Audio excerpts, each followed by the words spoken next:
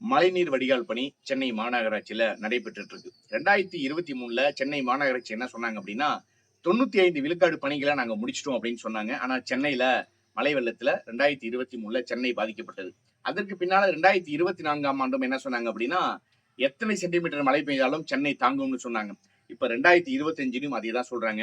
ஆனா இப்போதும் அந்த பணிகள் நடைபெற்றுக் கொண்டே இருக்கிறது. இந்த பணி நடைபெறும் இந்த நேரத்துல தீபா என்ற 45 வயது மதிக்கத்தக்க ஒரு பெண் அந்த மழைநீர் வடிகால்ல இருந்து சடலமாக மீட்டெடுக்கப்பட்டிருக்காங்க. இதை பத்தி தான் நம்ம இந்த காணொலியில முழுமையாக பார்க்க போறோம். 2023ல சென்னை மிகப்பெரிய அளவுல மழை வெள்ளத்துல பாதிக்கப்பட்டது. மழை வெள்ளத்துல எல்லாருமே நம்ம என்ன பண்ணோம்னா, சேவ் சென்னை அப்படிங்கிற ஒரு போஸ்ட்டை வந்து Facebook, Twitter, Instagram போன்ற இணையதளங்களை நம்ம பதிவிட்டோம். அப்போது சென்னை பெரிய அளவுல பாதிக்கப்பட்டது.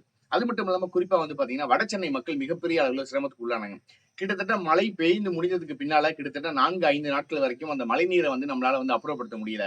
கால்வாய்கள் எல்லாம் அடைக்கப்பட்டிருக்கு அப்படின்னு சொல்லி வடசென்னை மக்கள் பெரிய அளவுல பாதிக்கப்பட்டு அவர்களால சிறுநீர் கழிக்க முடியாம, மலம் கழிக்க முடியாம, குடிக்க தண்ணீர் இல்லாம, குழந்தைகளை வைத்துக் கொண்டு பூரான், பூச்சி, பாம்புகள்லாம் வருது அப்படின்னு சொல்லிட்டு எல்லாருமே வீடுகளுக்கு மாடி வீடுகள்ல தங்கியிருந்தாங்க.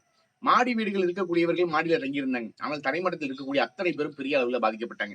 அதற்கு பின்னாலும் 2024 என்ன சொன்னாங்க அப்படின்னா, மழைநீர் வடிகாலுடைய பணிகள் கிட்டத்தட்ட 95 விழுக்காடுகள் முடிவடைந்து விட்டது. இதேதான் 2023லையும் சொன்னாங்க. அப்போதும் மழை பெய்தது. பெரிய அளவுல நமக்கு மழை பாதிப்பு இல்லாததுனால சென்னையில மழை வெள்ளம் வரல.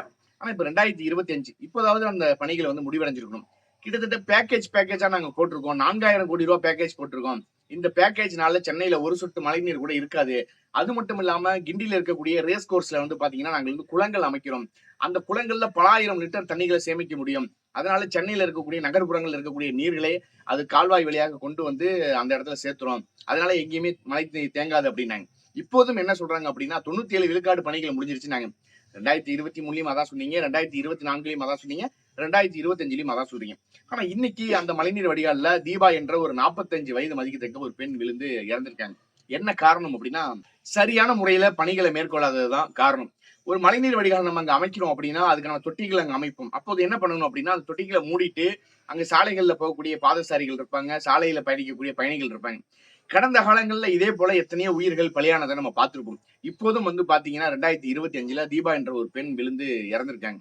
ஆனா அது மட்டும் இல்லாம அந்த போஸ்ட்மார்டம் ரிப்போர்ட் என்ன சொல்லுது அப்படின்னா, நெற்றி புற்றுல அவங்களுக்கு அடிபட்டதுனால அவங்க இறந்திருக்காங்க. கிட்டத்தட்ட 30 நிமிடத்துக்கு மேல அவங்க வந்து உயிருக்கு போராடி இருக்காங்க அப்படிங்கிற தகவல் வெளியாகுது போஸ்ட்மார்டம் ரிப்போர்ட்ல. இதெல்லாம் பார்க்கும்போது நமக்கு மனம் பதப்பதைக்குது. என்ன காரணம் அப்படின்னா 30 நிமிடம் ஒருவருக்கு வந்து உயிருக்காக அங்க போராடி இருக்காங்க. அது மட்டும் இல்லாம இன்னொரு விஷயமும் என்ன சொல்றாங்க அப்படின்னா, அவருடைய கைகள் வந்து கட்டப்பட்டிருக்கு சால்களால அப்படின்னு சொல்றாங்க. இது கொலையா இல்ல வந்து அவங்களே வந்து தெரியாதனமா அந்த குழியில போய் விழுந்துட்டாங்களா அப்படிங்கிற பல்வேறு சோதனைகளை வந்து காவல்துறையினர் வந்து பண்ணிட்டு இருக்காங்க. விசாரணைகள் போய்கொண்டிருக்கு. இப்ப நமக்கு என்ன ஒரு கேள்வி தோணுதுன்னா, இதே கடந்த காலங்கள்ல மேம்பாலம் அமைக்கக்கூடிய பணியில இருசக்கர வாகனத்தில் சென்றவர் விழுந்து பலி, இதே வந்து மழைநீர் வடிகால்ல வந்து பாத்தீங்கன்னா இரவு நேரங்கள்ல வந்து இருசக்கரம் ஓட்டிட்டு வந்த ஒருவர் பலி, இப்படி பல செய்திகளை நம்ம பார்க்கலாம். தொடர்ச்சியாக மக்கள் பலியாகிட்டு இருக்காங்க. ஏதாவது ஒரு இடத்துலயாவது மக்கள் நிம்மதியாக இருக்காங்க அப்படிங்கிற தகவல் நமக்கு கிடைக்குதான்னு கேட்டா கிடையவே கிடையாது. இந்த திமுகவினுடைய ஆட்சியில, இந்த திராவிட மாடலுடைய ஆட்சியில மக்களை தொடர்ச்சியாக வஞ்சிக்கிறாங்க. அது மட்டும் இல்லாம தொடர்ச்சியாக நாங்கள் மழைநீர் வடிகால் பணிகள் அமைக்கிறோம்னு சொல்லிட்டு எல்லா இடங்களையும் தோண்டி போட்டுட்டு அப்படியே மூடாம போயிடுறது. அந்த இடங்கள்ல செல்லக்கூடிய பாதசாரிகளோ இல்ல வந்து சாலையில செல்லக்கூடிய பயணிகளோ தெரியாதனமா அதுல போய் விழுந்துடுறாங்க, இறந்தும் போயிடுறாங்க. இது தொடர்ச்சியாக இது நடந்துட்டு இருக்கு. அப்ப நம்ம யாரை வந்து குற்றம் சொல்ல வேண்டிய தேவை இங்க இருக்குன்னா, ஆளும் ஆட்சியாளர்களே தான். ஆளும் ஆட்சியாளர்கள் ரொம்ப சரியாக நேர்மையாக இந்த மக்களுக்காக உழைக்க வேண்டும் என்று நினைச்சிருந்தாங்கன்னா, இந்த கான்ட்ராக்டை சரியானவர்கள்ட்ட கொடுத்திருந்தாங்கன்னா, அந்த கான்ட்ராக்டை எடுத்தவர்களும் நாளைக்கு ஆளும் கட்சியினர், அது குறிப்பா முதல்வர் வந்து நம்மளை கேள்வி கேட்பாங்களே, நம்ம சரியாக இந்த பணியை செய்யணுமே அப்படிங்கிறது அவங்களுக்கு தோணும். ஆனா எல்லா இடத்துலயும் என்ன நடக்குது? கரப்ஷன், கலெக்ஷன், கமிஷன் இதை வச்சுக்கொண்டு நீங்கள் சரியாக ஒரு பணி நடக்கணும்னா எப்படி நடக்கும்? நடக்கவே நடக்காது இல்ல. அதற்கு ஒரு முன் உதாரணமாக தான் இப்ப தீபாங்கிற ஒரு பெண் உயிரிழந்திருக்காங்க. இந்த பெண் உயிரிழந்ததுக்கு பின்னால இன்னைக்கு செய்திகள் முழுக்க என்ன சொல்றாங்க அப்படின்னா, சென்னையில இன்னுமா மழைநீர் வடிகால் பணிகள் முடியல. எப்ப இன்னமும் சொல்றப்ப இன்னும் 10 ஆண்டுகள் ஆனாலும் அது முடியாது. என்ன காரணம்னா 23லும் 24 25லும் சொல்லிட்டாங்க. தேர்தல் வரப்போகிறது. இந்த காலகட்டத்திலும் என்ன சொல்லுவாங்கன்னா, நாங்கள் மழைநீர் வடிகால் பணிகளை 97 விழுக்காடுகள் முடித்து விட்டோமாங்க.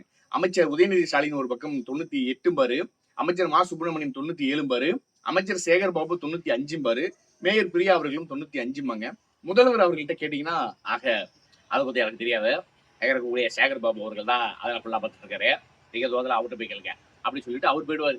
அப்ப நமக்கு என்ன தோணுதுன்னா, ஒரு ஆட்சியை சரியாக நடத்த தெரியாதவர்களுடைய கைகள்ல ஆட்சியை கொடுத்தோம்னா எந்த மாதிரியான ஒரு சூழல்கள்லாம் நம்ம சந்திக்க வேண்டும்னு தோணுதோ அதுதான் இந்த திமுகனுடைய ஆட்சி.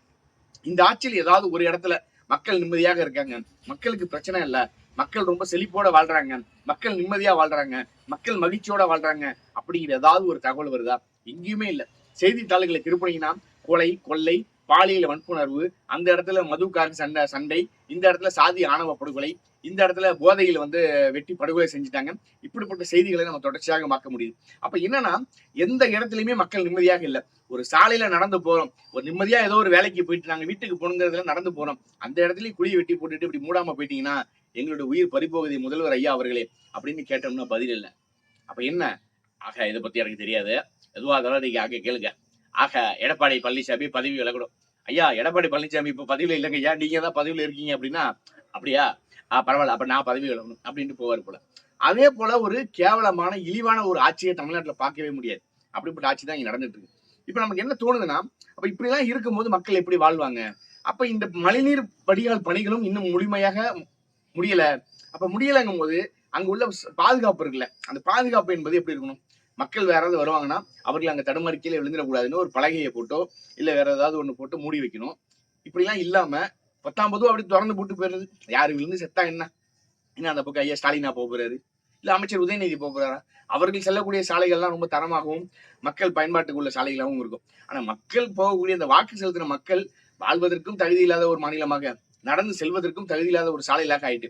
அதனால இந்த மாதிரி உயிர்கள் பலி போயிட்டு தான் இருக்கும். அதனால இப்போதைக்கு இது என்ன நமக்கு தோணுதுன்னா, இது திட்டமிட்ட படுகொலையா, இல்லது வேணும்னே யாராவது அங்க அவங்கள அந்த பாதாள அந்த சாக்கடையில தள்ளி விட்டாங்களா, இல்ல உண்மையாகவே பாதாள சாக்கடையில் நடந்து போகும்போது இந்த மழைநீர் வடிகால்ல கால் தவறி அவங்க கீழே விழுந்து இறந்தாங்களா அப்படின்னு பல கேள்விகள் இருக்கு. இந்த கேள்விகள் எல்லாமே ஐயா ஸ்டாலின் அவர்கள் விரைவில் பதில் சொல்லுவார்னு பார்த்தோம்னா, அவர் அங்க ஜெர்மன்ல உட்காந்துக்கிட்டு கார் போட்டோ ஷூட் பண்ணிட்டு இருக்காரு. வாட் இஸ் திஸ் முதல்வர் அவர்களே?